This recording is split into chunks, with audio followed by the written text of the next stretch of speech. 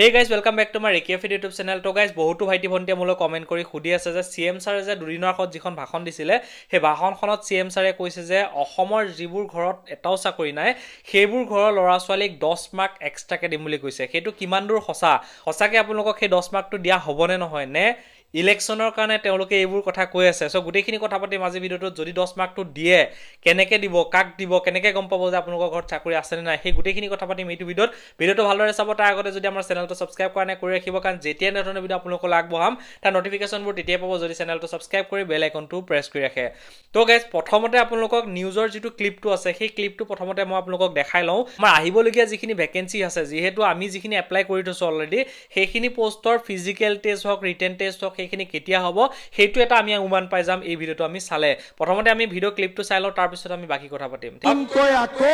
৫০,০০০ চৰকাৰী চাকৰি দিম তো সিএম ছাৰে কৈছে যে নতুনকৈ আকো ৫০,০০০ চাকৰি দিম বুলি কৈছে যেহেতু তেও কোৱা অনুসৰি যে আমি অলৰেডি ১ লাখ চাকৰি দিলু বুলি সিএম ছাৰে কৈছে যে মই অলৰেডি ১ লাখ চাকৰি আমি দিলু এতিয়া আকো ৫০,০০০ চাকৰি দিম বুলি তেও কৈ আছে সো এই ৫০,০০০ চাকৰিটো কেতিয়া দিব সেইখিনি কথাও কৈ আছে শুনক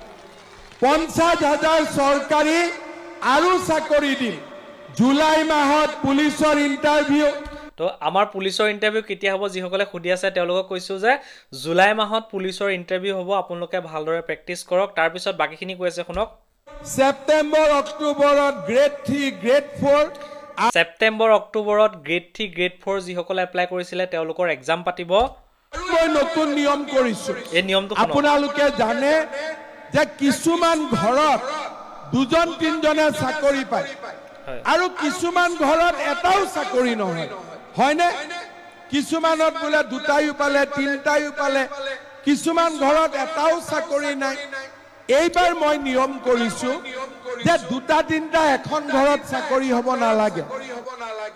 এটো কিমান দূৰ যুক্তিসংগত আপোনালোকে নিজে কমেন্ট কৰি জনাব যে সিএম ছাৰে কৈছে যে যিসকল ঘৰত দুটা তিনটা চাকৰি আছে তাত আৰু চাকৰি পাব নালাগে হেতু কিমান যুক্তিসংগত তো আপোনালোকে চাওক আমাৰ যিকোনো এটা যেতিয়া চাকৰি হয় সেই চাকৰিটো এনেকুৱা নহয় যে ডাইৰেক্ট আমি পাই যাও এনেকুৱা নহয় যে আমাৰ ঘৰৰ বেকগ্ৰাউণ্ড চাই আমাক চাকৰিটো দি দিয়ে হেনেকুৱা নহয় সদায় এটা চাকৰি এনেকুৱা দিয়া হয় এটা লৰাৰ কাবিলিয়ত চাই সেই লৰাটোৰ কষ্ট চাই সেই লৰাটোৰ যোগ্যতা চাইহে যিকোনো এটা চাকৰি দিয়া হয় কিন্তু সিএম ছাৰে যেটো কথা কৈছে হেতু যুক্তিসংগত কথা কোৱা নাই তেও যেটো কথা কৈছে এটো ইলিগেল কথা কৈছে কাৰণ চাকৰি সদায় দিব লাগে সদায় যোগ্যতাৰ ভিত্তিত দিব লাগে তেও কাবিলিয়তৰ ভিত্তিত দিব লাগে এনেকুৱা নহয় যে তেও ঘৰত 10টা চাকৰি আছে 3টা চাকৰি আছে বুলি আকৌ চাকৰি নাপাব হেনেকুৱা কোনো কথা নাই যদি এখন ঘৰত 3টা লৰা আছে সেই 3টাই যোগ্য লৰা হয় চাকৰিৰ বাবে এলিজিবল হয় পঢ়াশুনা ভাল লৰা তেন্তেলে সেই তিনিটা চাকৰিৰ বাবে যোগ্য হয় বা সেই তিনিটা চাকৰি পাব লাগে কিন্তু সিএম ছাৰে যেটো কথা এতিয়া ক'লে হেতু যুক্তিসংগত কথা কোৱা নাই যেহেতু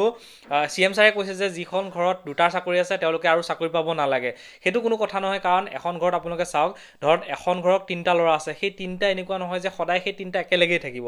দুটাই চাকৰি পালে এটা চাকৰি পোৱা নাই সদায় এনেকুৱা নহয় যে সেই 3টা লৰাই সদায় একেলগে খাই থাকিব বা একেলগে চলি থাকিব এটা সময় আহিব যে সেই দুটা হয়তো বেলেগো হৈ যাব পাৰে সো এই যেটো কথা ক'লে হেতু মই এগ্ৰি নহয় আপোনালোকে এগ্ৰি হয় নে নহয় আপোনালোকে কমেন্ট কৰি জনাব আৰু যেটো কথা কৈছে আপোনালোকে শুনক নোহুৱা মানুহৰ ঘৰত চাকৰি হক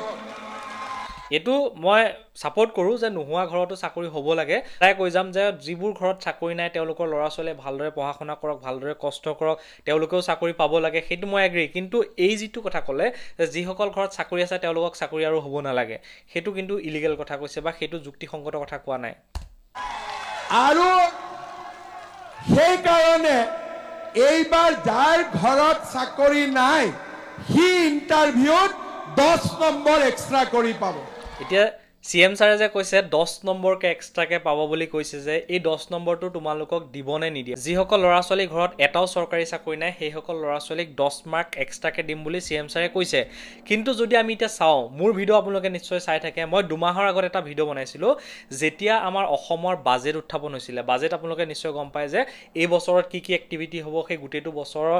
এটা বাজেট বনাই তেওঁলোকে সেই বাজেটটো হয়তো ফেব্ৰুৱাৰী মানত আহিছিল মই আজিৰ পৰা দুমাহৰ আগত এই ভিডিওটো আপলোড কৰিছিলো তেতিয়া বাজেটত এটো কথা উত্থাপন হৈছিল সেই বাজেটত কি কৈছিল যে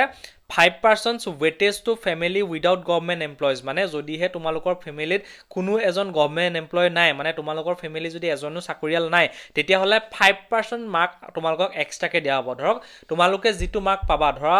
তোমালোকে যিটো পৰীক্ষাত যিটো মাৰ্ক পাবা সেই মাৰ্কৰ 5% দিম বুলি সেই বাজেটৰ উত্থাপন হৈছিল যেনেকে টেট পৰীক্ষাবোৰ যে আমাৰ পাতে সেই টেট পৰীক্ষাত যেনেকে মেট্ৰিকৰ টোটেল আমাৰ যিমান মাৰ্ক আছে তাৰে 5% এটা আহে তাৰ পিছত হাই সেকেন্ডাৰী পৰা এনেকে এটা মাৰ্ক আহে ঠিক তেনেকে তেওঁলোকে কোৱা তথ্য অনুসৰি যেতিয়া বাজেট উত্থাপন হৈছিল তেতিয়া তেওঁলোকে কৈছে যে 5% weightage to family without government employee যদি তোমালোকৰ গভৰ্ণমেণ্ট এমপ্লয় নাই তেনলে 5% মাৰ্ক এটা তোমালোকক এক্সট্ৰাকে দিম বুলি তেওঁলোকে কৈছিলে আজিৰ পৰা দুমাহৰ আগত মানে যেতিয়া বাজেট উত্থাপন হৈছিল কিন্তু এতিয়া যদি আমি চাও সিএম ছাৰে পুৰোহিতনাখন যিখন ভাষণ হৈছিল যেটো মই ক্লিপ আপোনালোকক দেখালো সেই ভাষণত কৈছে যে তেওঁলোকে 10 মাৰ্ক এক্সট্ৰাকে দিম বুলি কৈছে হেতু 10 মাৰ্ক নহব যদি দিয়ে তোমালোকক 10% দিব 10 মাৰ্ক হয়তো তেওঁলোকে নিদিব পাৰে যদিহে দিয়ে তোমালোকৰ কাৰণে ভাল খবৰ কিন্তু সকলোৰ বাবে ভাল খবৰ হয়তো নহব পাৰে এটো আমাৰ ভ্যাকেন্সি খিনি আহিছিল 2023 চনৰ অক্টোবৰ মাহত মানে আমাৰ বাজেট আহাৰ আগতে আহা ভ্যাকেন্সি হয় সেইখিনি এতিয়া প্ৰযোজ্য হ'বনে নহয় হয়তো হৈও যাব পাৰে কিন্তু মই এটা কথা তোমাক কওঁ চাওক এতিয়া তোমালোকে ধৰক যেতিয়া তোমালোকৰ এপ্লাই লাষ্ট ডেট আছিল তেতিয়া ধৰক তোমালোকৰ 25 বছৰ কমপ্লিট হৈ গল ধৰা তুমি জেনেৰেল লৰা ছোৱালী তোমাৰ 25 বছৰ কমপ্লিট হৈ গল কিন্তু তেতিয়া তোমাৰ বয়স শেষ হৈ গল তাৰ পিছত যদি এতিয়া যদি তোমাক চাও এতিয়া যদি পুলিচৰ ভ্যাকেন্সি ওলাই তুমি এতিয়া এপ্লাই কৰিব নোৱাৰা কাৰণ তোমাৰ ডেট তেতিয়াই গুছি গল কাৰণ বস্তুটো এতিয়াৰ পৰা চাব ন ঠিক তেনেকে বাজেটটো যেহেতু 24-25 ৰ বাজেট হয় আৰু আমাৰ ভ্যাকেন্সিটো আহিছিল অক্টোবৰ মাহত হয়তো নিদিবও পাৰে কিন্তু তেওঁলোকে যেহেতু কৈছে হয়তো এইখিনি ভ্যাকেন্সি ক্ষেত্ৰত এই যেটো আছনি আনিছে হেতু হয়তো প্ৰযোজ্য হ'ব পাৰে এতিয়া আমাক যেটো মাৰ্ক দিয়া কথা কৈ আছে সিএম ছাৰে 10 মাৰ্ক এক্সট্ৰাকে দিম বুলি কৈ আছে সেই 10 মাৰ্কটো এক্সট্ৰাকে দিবনে নিদিয়ে হেতু কনফাৰ্ম ক'ব পৰা নাযাব যেহেতু তেওঁলোকে কাগজে পত্ৰে এতিয়ালৈকে কোৱা নাই কাগজে পত্ৰই তেওঁলোকে 5% মাৰ্ক এক্সট্ৰাকে দিম বুলি কৈছে মানে আপোনালোকৰ যেটো মাৰ্ক পাব তাৰে 5% দিম বুলি কৈছে কাগজে পত্ৰই কিন্তু তেওঁলোকে মুখত কৈছে যে 10 মাৰ্ক আমি এক্সট্ৰাকে দিম হয়তো নিৰ্বাচনৰ কাৰণে হ'ব পাৰে কিন্তু হয়তো হেতু প্ৰযোজ্য হৈও যাব পাৰে তো আপোনালোকে ভালদৰে প্ৰেক্টিস কৰক আপোনালোকে হে এক্সট্ৰা মাৰ্ক এটা পালে যিসকল ঘৰত চাকৰি নাই তেওঁলোকৰ বাবে সুবিধা হ'ব যিবোৰ ঘৰত চাকৰি আছে তেওঁলোকৰ কাৰণে কোন দুখ লগা কথা হ'ব বাৰু যি কি নহওক আৰু এটা কথা মই আপোনালোকক কৈ লওঁ যে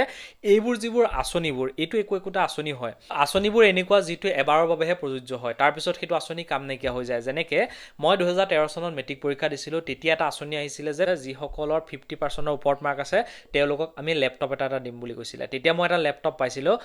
সেইবাৰ 2013 চনত তেতিয়াই দিছিলে তেতিয়াই শেষ মানে সেইবাৰে প্ৰথম সেইবাৰে শেষ তাৰ পিছৰবাৰত কলে আমি ল্যাপটপ নহয় আমি এটা ট্যাবলেট দিম তাৰ পিছৰবাৰত সকলো ল'ৰা ছোৱালীক এটা ট্যাবলেট দিলে তাৰ পিছৰবাৰত হেতু শেষ তাৰ পিছত মানে নাইকিয়া হৈ গল ঠিক তেনেকে আছনিবোৰ হৈছে হেনেকুৱা এবাৰৰ কাৰণে প্ৰযোজ্য হয় তাৰ পিছতে সেই আছনি নাথাকে সেই কাৰণে যিসকলৰ ঘৰত চাকৰি নাই তেওঁলোকে এটা ভাল সুবিধা পাইছে হয়তো এই 10 মাৰ্কটো দিব পাৰে বা হয়তো 10% মাৰ্কও দিব পাৰে সো যিয়ে নিদিয়ক বাৰু এটো এটা আপোনালোকৰ কাৰণে প্লাস পইণ্ট হ'ব তো ভালদৰে আপোনালোকে প্ৰেক্টিস কৰক এতিয়া কথাটো হ'ল যে এই যেটো 10 মাৰ্ক দিব বা এই যেটো 10% যেটো আপোনালোকক মাৰ্ক দিয়া হ'ব এটো কি ভিত্তিত দিয়া হ'ব কেনেকে দিয়া হ'ব কেনেকে গম পাব যে আপোনালোকৰ ঘৰত চাকৰি আছে নে নাই কেনেকে তোমালোকক গম পাব সো এইটো চোৱা এইটো গম পোৱা কেইবাটাও অপচন আছে ধৰক আপোনালোকৰ ঘৰত যদি হে ৰেশন কাৰ্ড বিপিএল কাৰ্ড নাই তেতিয়া গম পোৱা যায় যে তোমালোকৰ ঘৰত চাকৰি নাই বা হয়তো এনেকুৱা কৰিব পাৰে যে এখন সেলফ ডিক্লেৰেশনস তোমালোকে দিব লাগিব যে আমাৰ ঘৰত কোনো ধৰণৰ চাকৰি নাই বুলি এখন সেলফ ডিক্লেৰেশন দিব লাগিব তাৰ পিছত যেনেকে আমাৰ পুলিচৰ জৱাবাৰ যেনেকে আমাৰ কম্পিউটাৰ সাৰ্টিফিকেটখন ভেৰিফাই কৰা হৈছিল ঠিক তেনেকে ঘৰে ঘৰে গৈ পুলিচ গৈ ফিজিক্যালি ভেৰিফাই কৰিব বা আপোনালোকৰ ডকুমেন্টছবোৰ ভালদৰে ভেৰিফাই কৰিব যে তোমালোকৰ ঘৰত চাকৰি আছে নে নাই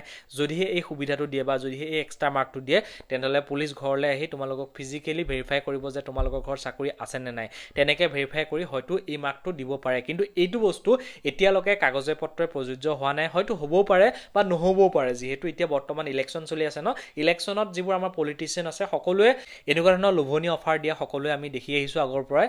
কিন্তু এটো প্ৰযোজ্য হৈও যাব পাৰে তো এইটো প্ৰযোজ্য হৈ গলে ভাল হ'ব নে বেয়া হ'ব তোমালোকে কমেন্ট কৰি জনাব যে তোমালোকে সদায় এইটো চিন্তা কৰা যে মই একো বেকআপ নোহোৱাকে নিজৰ দমত যাতে মই ভালকে পঢ়াশুনা কৰি ভালকে ফিজিক্যাল প্ৰেক্টিস কৰি যাতে চাকৰি এটা ল'ব পাৰো সেইটো চেষ্টা কৰা তাৰ পাছত যদি কিবা বেকআপ আহে সেইটো পিছৰ কথা ঠিক আছে তো গাইস যদি মোৰ ভিডিওটো তোমালোকৰ ভাল লাগিলে ভিডিওটো লাইক কৰি চেনেলটো সাবস্ক্ৰাইব কৰিব ভিডিও সবে ধন্যবাদ জয় হিন্দ